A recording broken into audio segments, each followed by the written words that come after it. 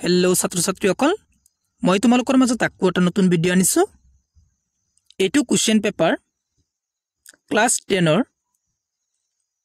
English সাবজেক্টৰ second unit টেষ্টৰ question paper জিবিলাক ষ্টুডেন্টৰ সেকেন্ড ইউনিট টেষ্ট এক্সাম হোৱা নাই হেবিলাক ষ্টুডেন্টে এটো কোশ্চেন পেপাৰ সলভ কৰি এক্সাম দিব যাবা এটো কোশ্চেন পেপাৰৰ পৰা বহুত কোশ্চেন কমন পাবা তোমালোকৰ যেটো সেকেন্ড ইউনিট টেষ্ট হ'ব তোমালোক মোক কমেন্ট কৰি কবা এটো কোশ্চেন পেপাৰৰ ভিতৰত কিমান পাবা আৰু কিমান নোৱাৰা মানে 50 ৰ ভিতৰত কিমান নম্বৰ পাবা তুমি আৰু কিমান নম্বৰ নোৱাৰা হেতু মোক কমেন্ট কৰি কবা আৰু তোমালোক মোক কমেন্ট কৰি কবা